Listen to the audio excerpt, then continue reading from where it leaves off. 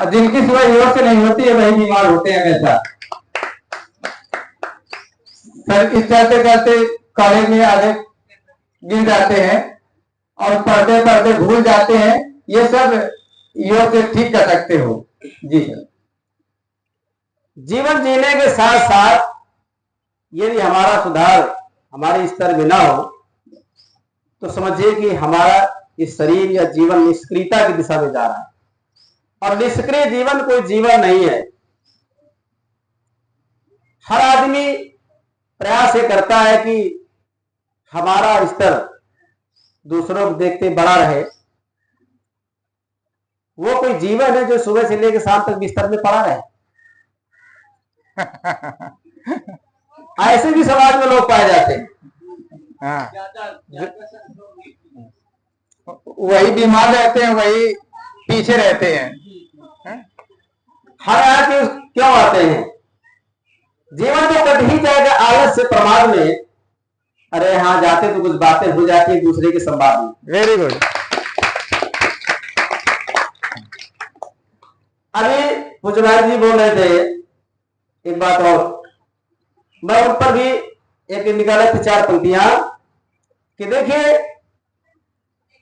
हमारे आप सभी से ही समाज का सृजन होना चाहिए। हमारे आप सबसे ही समाज का सृजन होना चाहिए। और कौन कितने गहराई में इसका वजन होना चाहिए। और हमारे विमल जी सदैव ध्यान रखते इस बात का कि इस पवित्र स्थली में पूज्य महंत जी द्वारा ही सुबह सुबह आशीर्वचन होना चाहिए। उनके आशीर्वचन बिना ये योग क्रिया जो भी हो रही है अधूरी है। इसलिए इस बात का विशेष ध्यान रखते हैं। और बीच में हम आके टपक पड़ते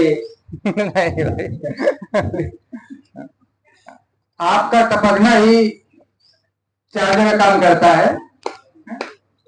हाँ, बैटरी चार्ज तब तक मोबाइल काम, और बैटरी डाउन तो मोबाइल भी ऑफ हो जाता है। तो आप एक हम लोगों के चार्जर हैं। जी सर।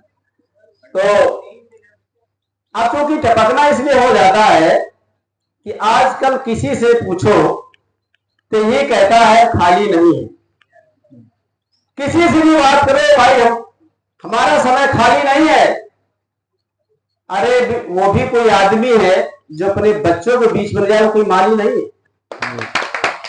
जो अपने पुष्पवाटिका में न जाए वो कोई माली नहीं है। जिससे ये पूछो कहता है हमारा समय खाली नहीं है। हाँ, आप लोगों यहाँ पर एक शब्द आया सर जी द्वारा, पुष्पवाटिका। हम लोग माली हैं, आप लोग पुष्प के फूल हो। आप ही जब बैठे हो तभी ये पुष्पवाटिका बनी है हमारी। तो आप पुष्पवाटिका के जो फूल बनते हैं ऐसे सुशोभित बनते रहें, खिलते रहें और अपनी योग्यता के द्वारा सुगंध फैलाते रहिए। अगर आप सुगंध फैलाएंगे हमारा यश अपने आप बढ़ेगा। जी सर। कहते हैं वो भी कोई गांव है जिसमें गलियां ना हो, वो भी कोई वाटिका है जिसमें फूल और कलियां ना। जी सर। आप लोग फूल और कली की तरह हैं। हमारे लिए पुष्प वाटिका भी है, शिशु वाटिका भी है। अच्छा लगता है यहाँ पर आना। कुछ आपसे हम सीखते हैं, कुछ हमसे आप सीखते हैं। ये जरूरी नहीं कि हम गुरु आपको शिक्षा देते हैं, विषय ज्ञान देते हैं। हो सकता है वो ज्ञान विषय तक ही सीमित हो। जरूरी नहीं कि आप ही हमसे सीखते हैं। बहुत कुछ आप लोगों से भी हमको सीखना पड़ता है। फर्क इतना होता है कि आप उस बात को बयां कर देते हैं, हमने फला गुरु से फला सीखा, और हम उसको बयां नहीं करते कि फला से हमने फला सीखा। सही है। आपका सीखा हुआ गुरु से बंधनीय रहता है और हमारा सीखा हुआ शिष्य से गोपनीय रहता है।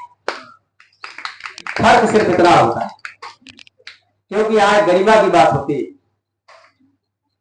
तो आप लोगों के इसलिए का जो प्रसारण सुबह सुबह होता है आप लोगों के लिए, उसमें हम भी थोड़ा बहुत शामिल हो जाते हैं।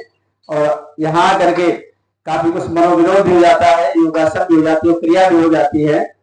इसी बहाने शरीर में थोड़ा सा स्फूर्ति बनी रहती है, सक्रियता बनी रहती है। अन्यथा है तो शरीर कभी नहीं चाहता हम कुछ करें, ये कभी नहीं चाहता कि हम उठ करके थोड़ा बहुत 2-4 कदम चले, बैठे बैठे भोजन मिल जाए, कुछ करना ना पड़े।